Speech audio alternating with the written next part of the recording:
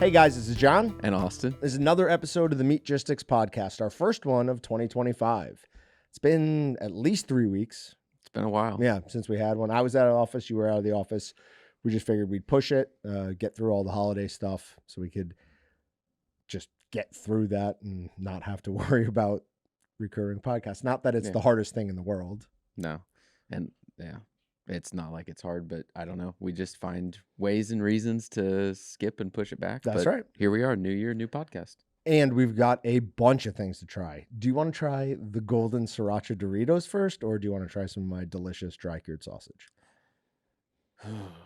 I know it's actually kind of a hard choice. It is choice. a hard one. I'd go either way. All right, let's try those golden. So I heard of this Dorito and then saw them in the store, only to find out that we also have them in the little cafe back in, What? we have small bags of those back there. No way. Can we play a little game of pop culture references? Just Go. real quick, 10 seconds. Like, how many golden things can you reference? John, go.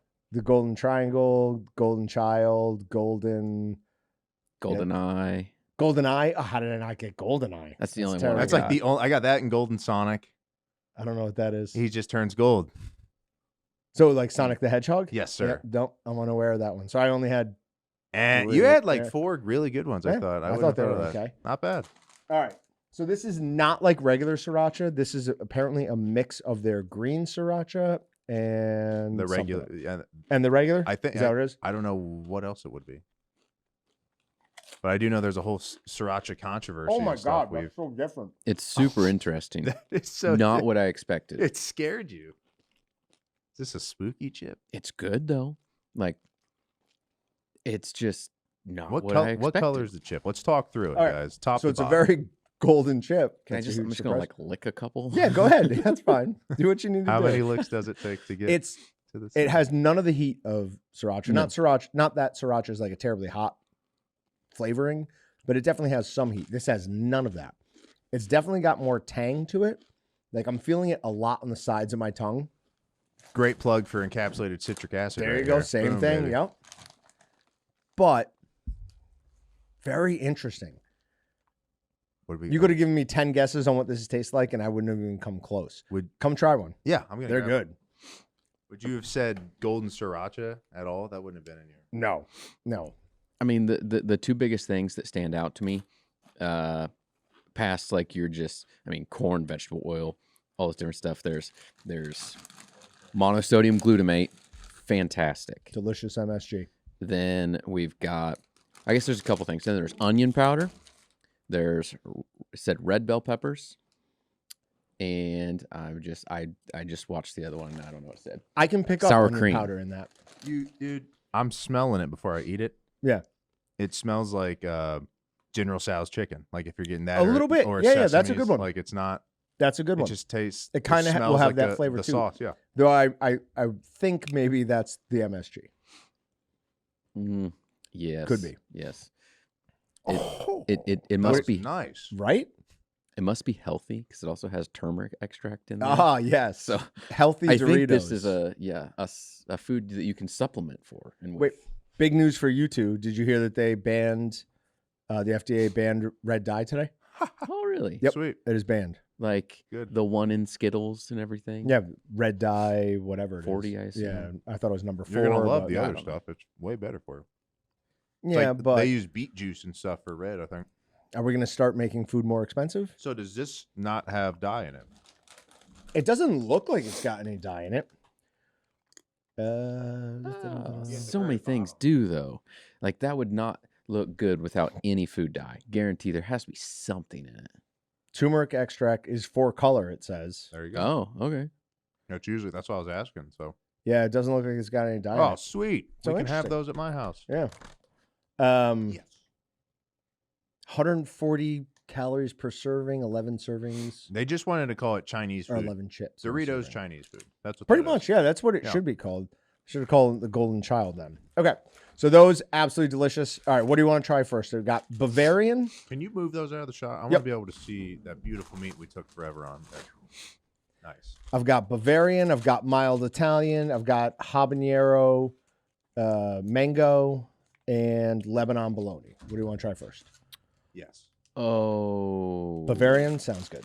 Sure. That's the one I have in my hand. Alphabetical. Nice. So I've already taken the casing off. And just Nick. It's It's just, don't worry. just a squirt, just a little squirt. Oh god, yeah. In my head on which ones to try. I'm like trying to pre-rank them over Yeah. what's going to be best, worst, and what's Try gonna, not to do that. 'Cause more flavor, There'll be less some flavor. interesting ones in here.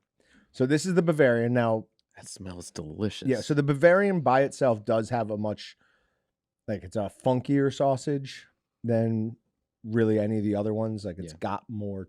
It's a brick house. Sure. I got it. No, you don't know songs, dude. I know that song. I don't know artists. So right off the bat, it's kind of got that wet dog type of funk to it. Yeah. Stinky sausage. Stinky sausage. So it's got that flavor as well as the smell. Very good. I would say Bavarian absolutely works as a dry cured sausage. Works well. Very full, like complex flavor. A lot to it there. If you like that taste, like that real, almost blue cheesy flavor, or Limburger maybe is a better term. Yeah, like a Limburger taste. If you like that, you would like that. All right, moving on to the Lebanon bologna. And again, these are just regular sausage seasonings that I added TSPX to, and then we got a pH drop on them, and then dried them out. And they dried out pretty well. This one doesn't smell near as strong. It is not. So much harder to pick up. That is the strongest one.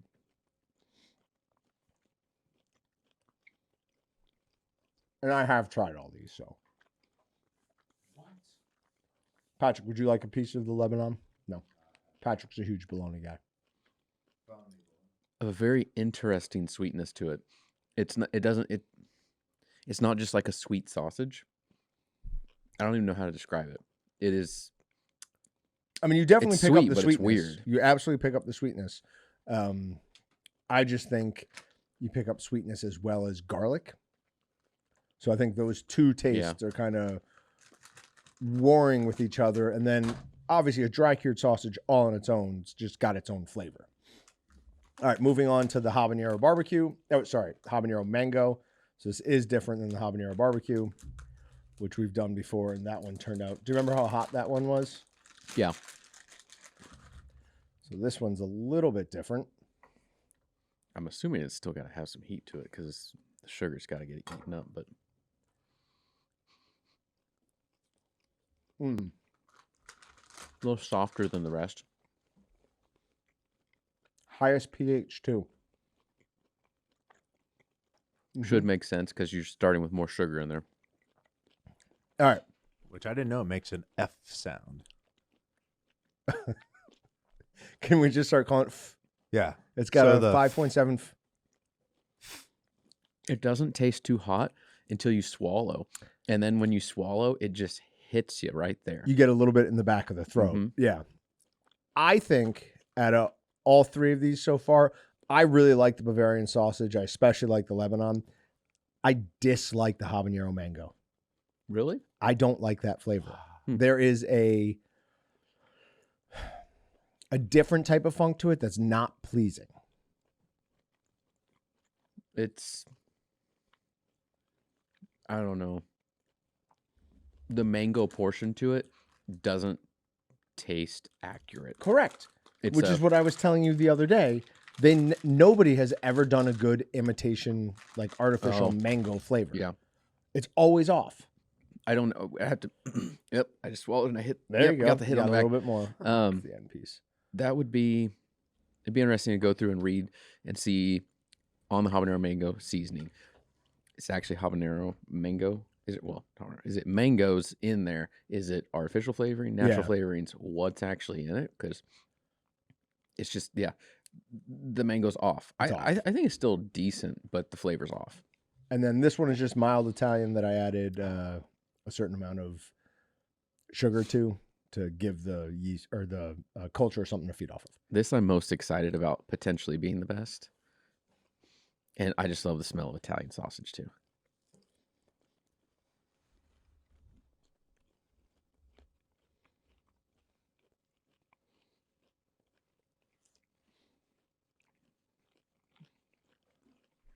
might be our longest uninterrupted chew. Hold on. Are we It still going? was. It's a lot to chew through. Nice. It's a little drier than the rest too. Yeah, it definitely is. What are your thoughts? I like that a lot. Too much fennel. You think so? Yes. It's heavy. Yeah. The fennel But- comes through on a dry cured sausage with a mild Italian more than it should, or more than I thought it would. Yeah. What else are you gonna have stand out in that though? Like that is what kind of makes it an Italian sausage. This would be great with a piece of cheese. Like if you had a nice sharp cheddar or something like that, just put this on that. You don't even need a cracker. Just this and that cheese would be delicious. That's the end piece, so it's got the super dry. Trying to peel the casings off of this was a significant challenge. I ended up wrapping most of them in moistened paper towels to let the casing just rehydrate a little bit. Because, man, it was pulling off tiny little pieces. That's really good. That now has me intrigued. What would a hot Italian be like? We could try that. In there right now, we've got jalapeno popper. I'm not going to remember any of the chocolate chili bratwurst, which we're doing for a Valentine's Day thing. That's gonna be interesting. Then Supreme Pizza in Wisconsin. Do we have a estimated finish date here? Did you just put them in? They or just went in today. okay. I was doing them today, so yeah. Most excited, I think, about the chocolate chili in there. As I was opening the bags and kind of smelling the seasonings, it's like this one might work really, really well. However, the bad news is the pork butts I bought were not of the best quality for that. They were very, very wet, so we might run into a few problems with that. It's gonna be interesting. I don't know. It's been a long time since I've had the chocolate chili dog. Just the plain Excalibur chili dog seasoning is great. It's one of those that it's hard for me to eat a lot of, but when I have it, it's just such a good mix up. And add the chocolate into it. I don't know. It's either gonna be really good or really bad. I don't think I'm gonna be on any middle grounds there. The chocolate, are you going to have any more of this? No, I'm Okay. The chocolate chili brat is really more of a mole sauce, like a Mexican mole sauce, than it is like chocolatey. Yeah. At least in my mind.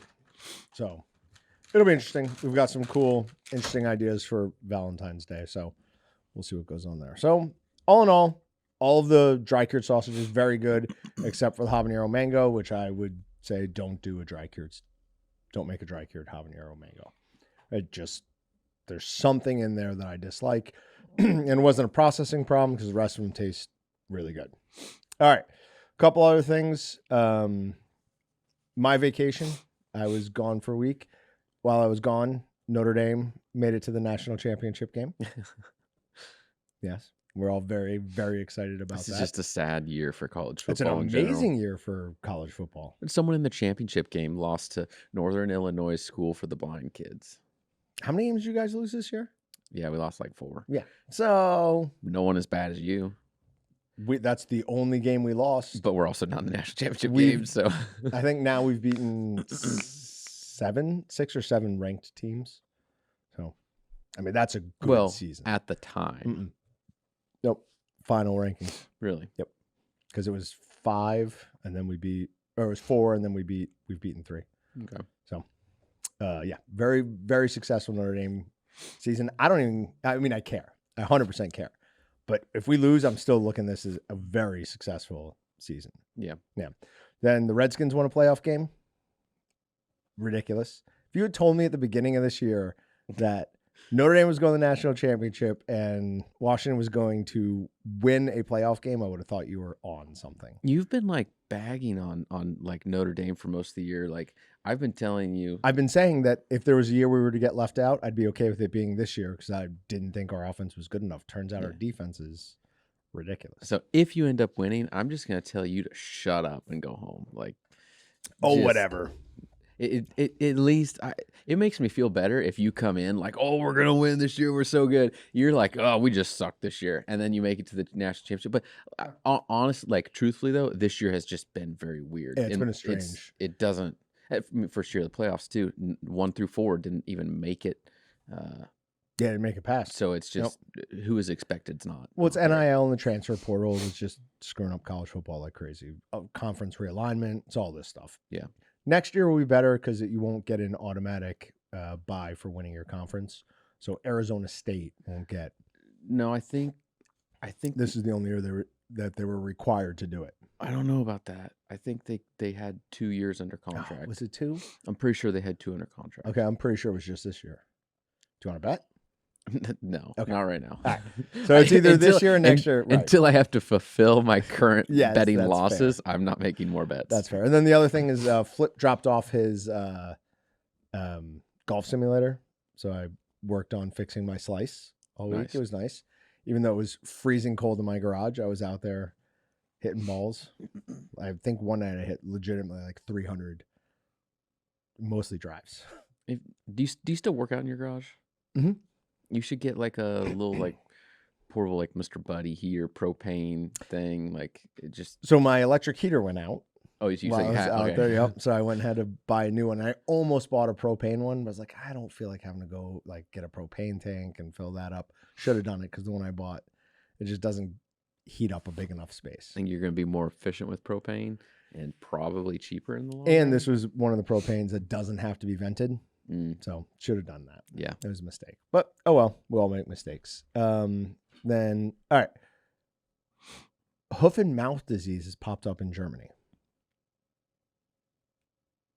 In their cattle. What is that? I assume it's something we've eradicated or don't have here then. It's something that has come around from time to time. Yeah, it is possibly catastrophic to cow herds, but European countries right now are restricting all imports of German beef and pork, which could be an interesting thing for us because our exports are at an all-time high right now. But Is that the same as hand, foot, and mouth disease? Because like Yeah. same thing. yeah, blisters and yeah. Oh, okay. Yep. So Those exact same similar thing as humans, but in cows. They just call it hoof and mouth. Gotcha. Yeah. That's dude. I've not had hand, foot, and mouth disease. I know people that have, and I do not want to go through that. There was somebody, kid at our church had it, and my wife was running the nursery that day, Oh God. and she was trying to explain to the parents like, hey, your kid can't be here, and they're like, they have hand, foot, mouth disease.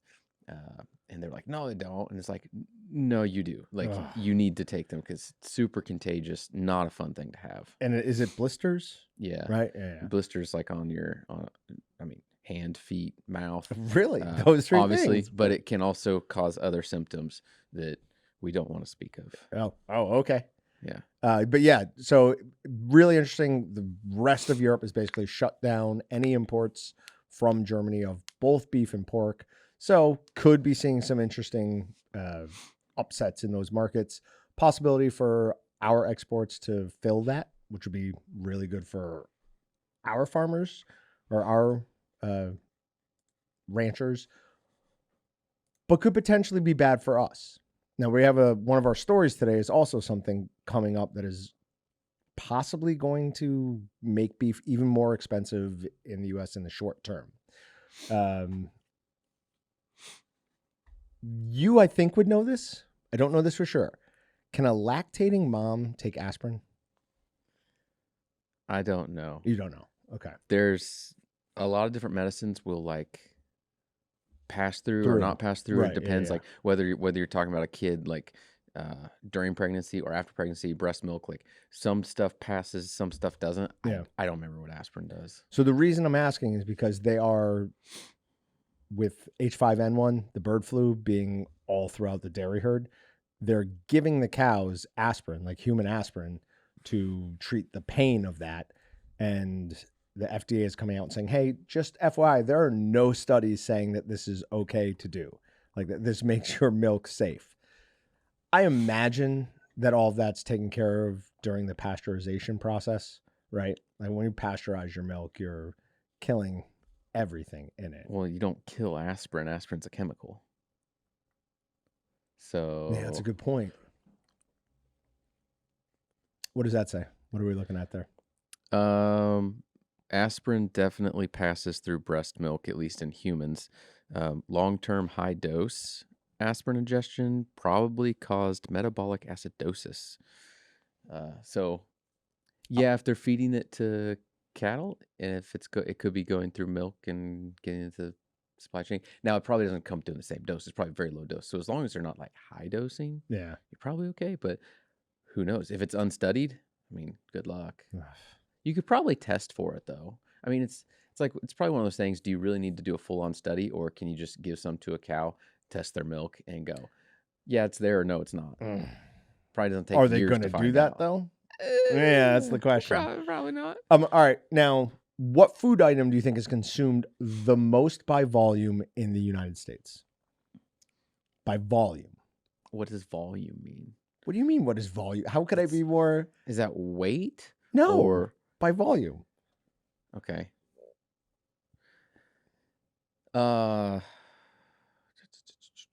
It's probably grains.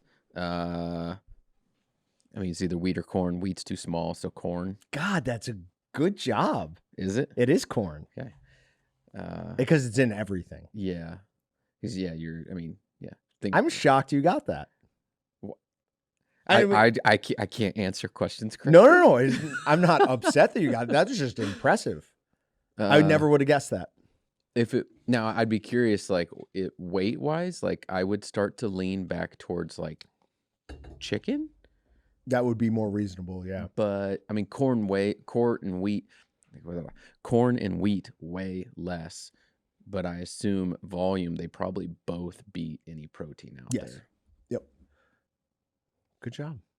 I mean, very, very impressed by that. I put my smart pants on this morning. All right, let's try and ask you a harder one then. What percentage of a cow is made up of edible meat? So if my cow weighs 1,000 pounds, how much of that am I going to get to eat?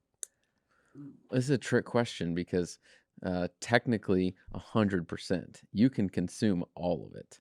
There's no reason that there's a part of the cow that you cannot consume. The spinal column? I wouldn't. But you could you could What are you could grind it all He's up. just you've saying, gone there's gone very native here. There are some tribes that don't Yeah. let anything go to waste. Like Waste not one. in theory, you could grind it all up and it could be eaten. Even like bones. You could grind it into bone dust and you could put it into some sort of meal. But are we going just like traditional? Yeah. Okay. I mean, I'd probably say like half. Okay. Probably half of it. So it's 40 to 50%. 40, 50. I'll give it to you, even though you're on the upper end. I've got nothing. Maybe this one will stomp you. You won't get the exact one, but you're killing it 2 for 2. What year was the first grocery cart created in? Dude, that's not even a fair If you can question. get the decade, if you can get the decade, you get it. I'll give you a. Oh. I mean, a long time ago. Thinking just like what else was made when. I mean, the grocery cart had to have been made before like all other electronic advances. So, I mean, we're talking like, to be honest, this shows how dumb I am. I don't know when there were major electronic things. I'm going to say at least before the 50s. I'm going to say like back to like the teens or 20s. Like round, think you could build a grocery cart. They were building airplanes. Correct. In like the Yep. teens. That was like first airplanes, right? Yep. We're going to need a final answer, though. So we're going to say the teens. Oh, you were close with saying the 20s. It's the 30s. Is it 30s? 1937. So we went to World War I before we had grocery carts. What were they doing? What Just is walking wrong with around this? with like little baskets, right? They must have been. I guess. I don't think people would get enough groceries to necessitate a basket or a buggy. Maybe it's probably like a couple items at a time, Oh, That's also a good point. people not bulk shopping. It makes sense because, I mean, or people that were doing. Food- Yeah, their things own. wasn't as good for as long. food There's- preservation. if So you you're had probably, to- yeah. Well, if you could afford that, you probably weren't doing your own shopping, right? It just shows up that the Yeah. food's being made because they aren't making their own food at the time either. If you're well off, so At least that's what the way the movies depict it too. If you're making your own food, you're poor, or if not, you have people that you have the help. Do it for you. Yeah, like watch Gangs of New York. You know, Didn't like that movie. it's a history book. What are you talking about? It's complete. What are you looking up? The first refrigerator? I didn't know when refrigerators were mainstream. The late 20s. I guess that makes sense then. So after the late 20s, you get to the 30s. Now grocery carts because people can buy more in bulk. And hold it. Yep, it's a good one. All right. Meat matters. Got a couple ones we want to go on today. Mexican cattle banned from Texas due to the screwworm threat. We have talked about something about this, right? Screwworm? Uh-huh. Well, we've talked about like how it gets in because it's. I saw the article and I was like, am I having deja vu or have we? But like we were talking at the beginning of the podcast, we haven't done a podcast in a while. So I feel like we talked about something related to it, but I also feel like it's been many months since we did that. But a single cow in Mexico and a pest the size of a housefly have held up pens full of Texas-bound cattle worth millions of dollars for the past 6 weeks. The U.S. Department of Agriculture has banned Mexican cattle imports since November after a parasite known as a screwworm, which wriggles into the flesh of livestock and kills them if left untreated, was discovered on a cow near Mexico's border with Guatemala. So a single cow all the way down on the south border of Mexico, and we're holding up millions of dollars of cattle coming in. So if you want to know why it looks like beef prices are starting to go back up, this is a factor of it. November and December are typically when the U.S. imports the largest number of cattle from Mexico.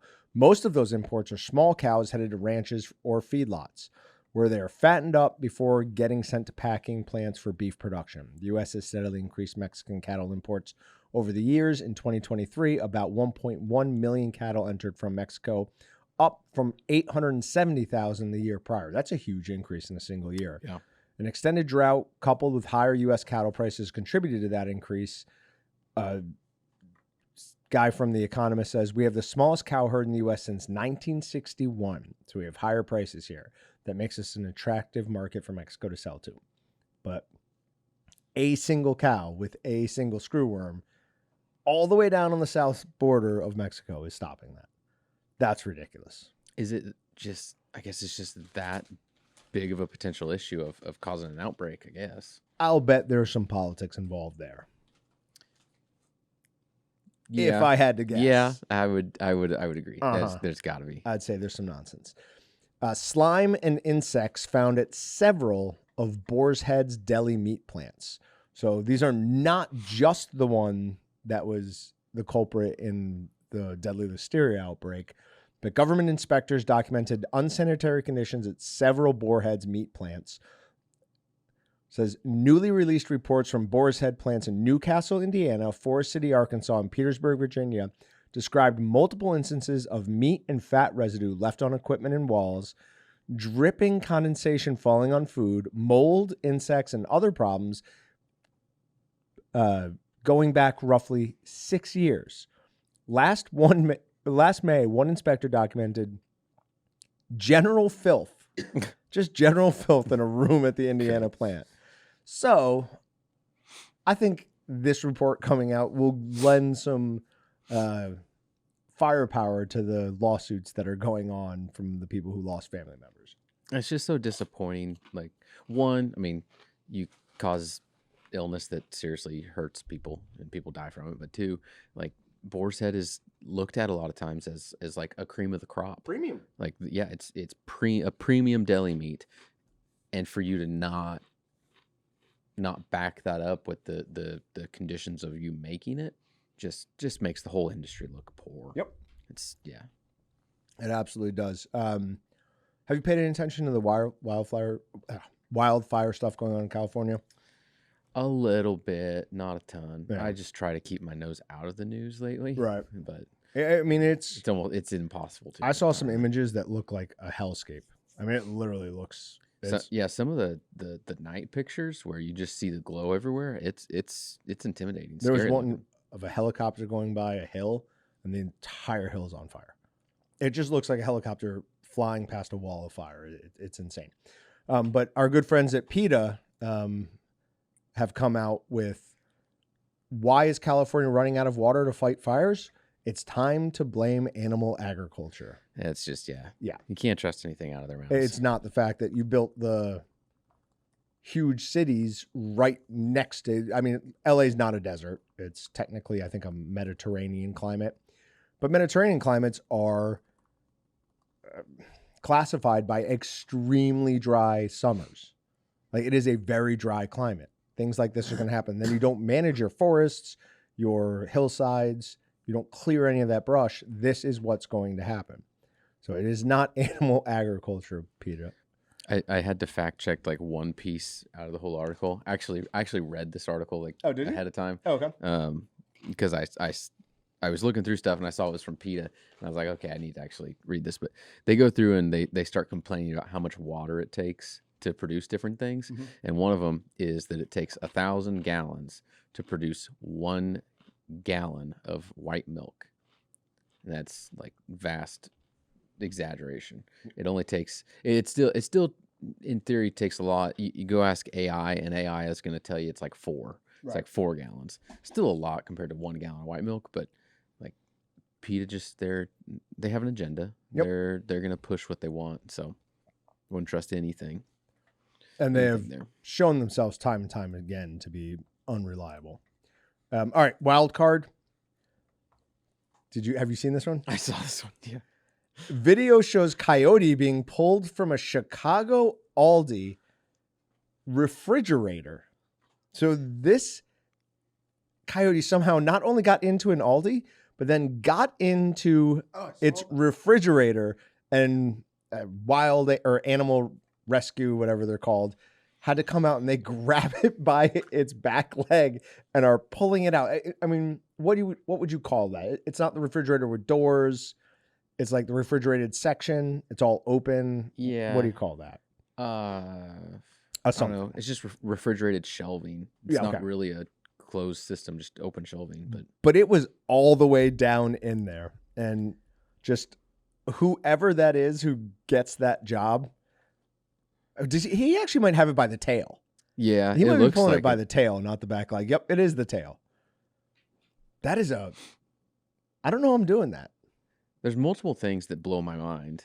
One, does it blow your mind that there are this many, or that there are enough coyotes in Chicago that one made its way into an Aldi? That there's any. Oh, no, there's coyotes in New York Coyotes. City. How? Dude, How- coyotes are super adaptable. How do people not get rid of them? Like, where? I guess they're going to scavenge, so there's lots of food for Uh-huh. them.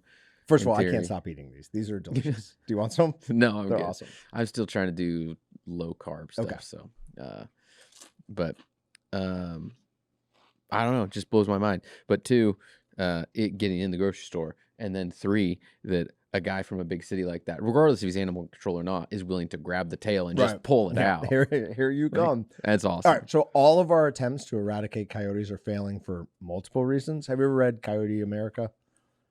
It's a really interesting book. I would recommend anyone who is at all interested in coyotes, because they're fascinating. I mean, I think most people view them as pests. I certainly do, but they are fascinating.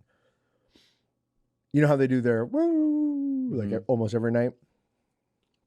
What they're actually trying to do there, well, one, they're trying to communicate like, hey, this is our area, this is your area, we're moving. It's so they don't run into each other when they're on the way to the hospital. Yes, exactly. And they're trying to annoy your dog in your house, obviously.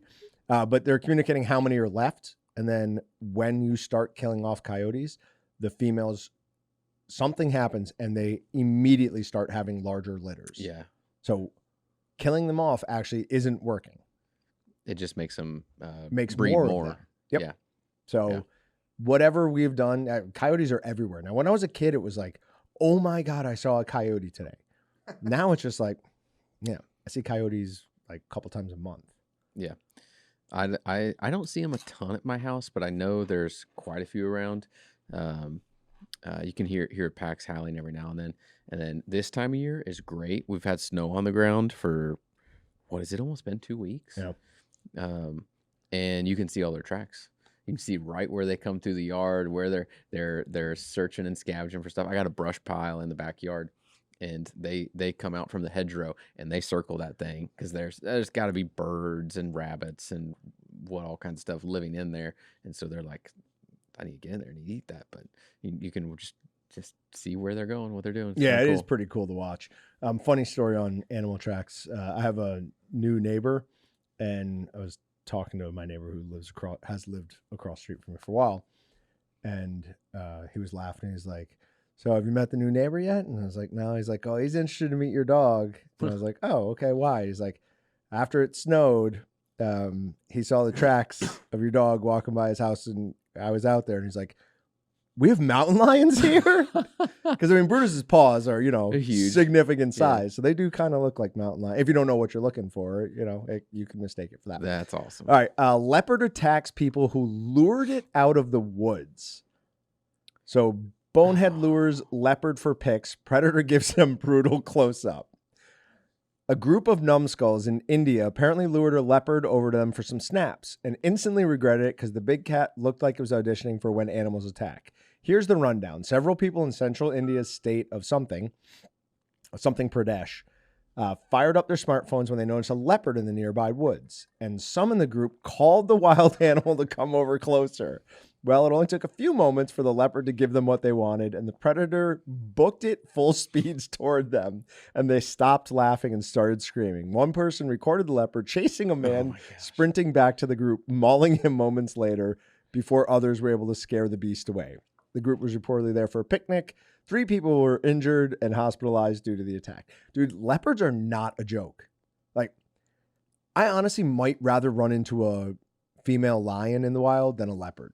Those things jack people left and right. Any animal that specifically hunts crocodiles and caimans, I don't want anything to do with. I don't think you want to be around female lions. My understanding, anyways, is that like the female lions are the ones that actually hunt and kill the male lions. That's not true. No, That's not true. Okay, It's been. I wouldn't want to be around lions. So they definitely have different like jobs, but like when there is big prey to take down, it is the male lions who go out. That has been disproven.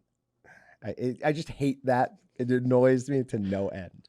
I feel like I've watched a National Geographic about it or something. Yep. Yeah. But start watching them again now, and it's not just the female. Like there are more females in the pride, so it definitely looks like that. But a lot of the times, even like if they're going after what do they call them? Water buffalo, like they'll chase it towards the male lion.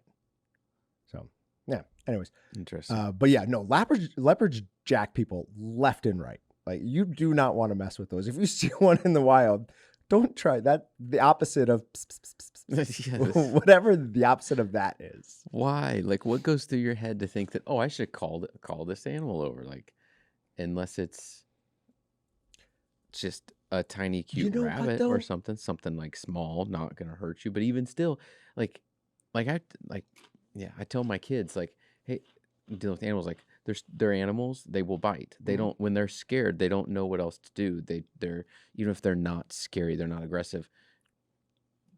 Everything gets defensive. Yep. You get scared, and it's going to try to hurt you because it wants to get away, no matter if it's small or big. So everything's I'm saying that with a lot of derision though. And now I'm thinking like, what if I saw a super cute grizzly bear when I was like, oh, but look, he looks so gentle and nice. Like, would I be able to just be like, no, it's time to get, yeah, I would.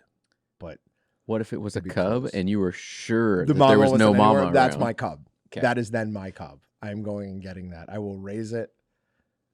We'll find a way to do that. God, I want a bear. If I could get a bigger dog than Brutus, I would get a bigger dog than Brutus. Can you get like a miniature bear? Like you can get like miniature donkeys, stuff like that. Is there a way that you can like genetically mutate a bear so you can get one that only gets to be like 40 pounds? This isn't no. Come on. Why are we bothering with that? Anything over that's going to start being able to kill you. It's got to be at least the size of Brutus. Then the thing can kill you. We're talking like, I mean, Brutus is the size of a mountain lion. Yes. You're lucky that Brutus is not very lucky. Any more aggressive. Yeah. No, he's actually getting way better now. I let him go the other day because my neighbors were home and I didn't realize that it was the girl's boyfriend, which he doesn't normally like. And he went up and said hi to her and then went right to him and was just kind of like wagging his tail and looking at him. And he's had good interactions with, I think he's like hit that age now where he's just like, none of this is worth it. So. Okay. Hopefully, I'm not going to have to deal with any more bites. But, all right, you got anything else to talk about? I got nothing. All right, guys, we will see you next week. We will be back on normal schedule. We're going to do our live stream on the last day of the month. That's the 31st. So make sure you join us at waltons.com/live, and we will be back in a week. Sounds good. Thanks, everybody. See you guys. Thanks for checking out the Meatgistics podcast. To shop everything but the meat, head on over to waltons.com. To get your meat processing questions answered by experts and enthusiasts alike, head on over to our online community at meatgistics.com. Waltons, everything but the meat.